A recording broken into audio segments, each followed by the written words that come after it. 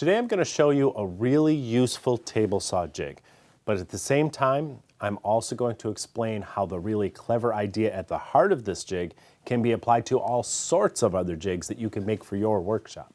It's such a simple, inexpensive idea, but it can accurately and repeatedly position workpieces so you can make precise cuts for tenons, lap joints, bridle joints, finger joints, and a lot more. Really, the only limitation is your imagination. It's called an incremental positioner, and here's how it works. Some thread patterns correspond to the marks on our rulers. For example, a 3/8 16 thread features 16 threads per inch, and an imperial ruler features inches that are divided into 16ths. Don't worry, this works with millimeters too. If you align your ruler's scale with a set of fixed threads, and you attach another section of the same thread pattern to a movable object, you can index movements with the marks on your ruler. It's like having positive stops on every ruler line. In this case, every 16th of an inch, or it could be 30 seconds, or even millimeters. You just have to match the threads to the scale on your ruler. Imagine the implications of that when it comes to making jigs for woodworking. For example, about 10 years ago, I designed a table saw tenon jig utilizing this homemade incremental positioner idea. It was really simple to build.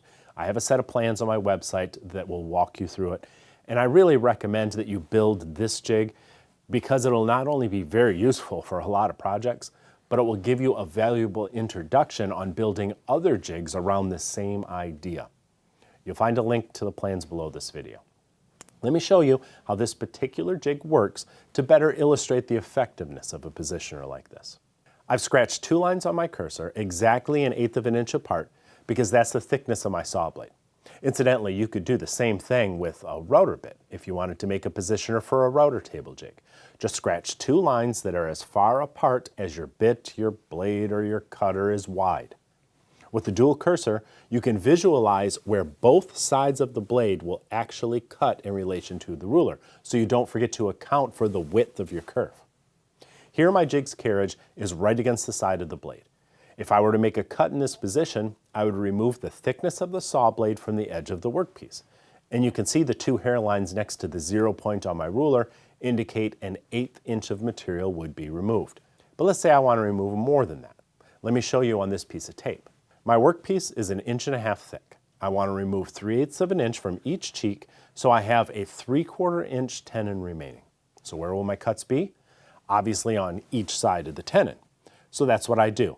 I move the saw curve, represented by the dual cursors, to one side of the tenon and make a cut, then to the other side and make another cut. That's all there is to it. Both cuts were made without stopping to rotate the workpiece 180 degrees as you usually have to with other tenon jigs.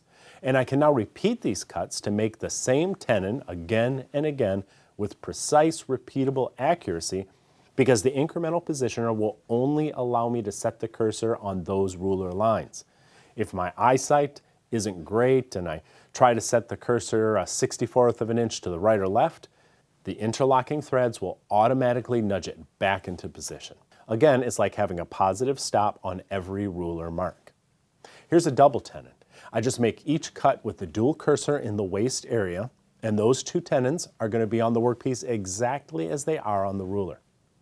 But what if I don't want a tenon that's exactly a 1/2 inch thick, or some measurement that's divisible by 1/16 of an inch? Sometimes you just want to shave a tiny bit off a tenon cheek so it will fit properly in a mortise. Incremental positioners are also micro-adjustable. If you rotate the fixed thread, you can shift the carriage by the tiniest amount, moving your cursor away from the marks on the ruler and adjusting the thickness of your tenon incrementally. Of course, this jig works for other joinery too, rabbets, bridle joints, even complex slip joints. Again, I'll put a link below to the plans for the jig I made, and I recommend you build one, not only because you're going to have a great jig for your shop, but it's an introduction to homemade incremental positioner technology. And these ideas will really up your jig making game. Now here's another great idea for your shop. You've seen me talk about M-Power Diamond Stone sharpening stations in the past. I love them because everything is included, so you don't have to hunt around for what you need. They're high quality and from a small business, and they come in 3 different versions.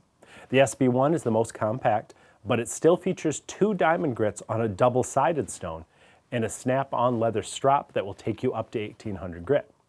The SB2 also has 2 grits, but they're permanently mounted side by side, and they include 2 leather strap covers for even finer honing, up to 5000 grit.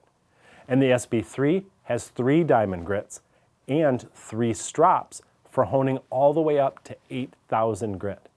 Keep in mind that all of these are customizable. You pick the diamond grits you want in whatever combination that best suits you. And the best part is everything. The bases, the stones, the straps, even your honing compound and other items all go together in a heavy-duty carrying case so you can put it away or take it outside the shop, and you will always have it ready to go. While the large SB3 is my personal favorite, I honestly think the smaller SB1 or even the medium-sized SB2 will get the job done just fine. It's all about customization. You pick the grits, the size, and the price. And finally, you get the lifetime sharpening system that you've been needing for a long time. Check them out at the links below the video.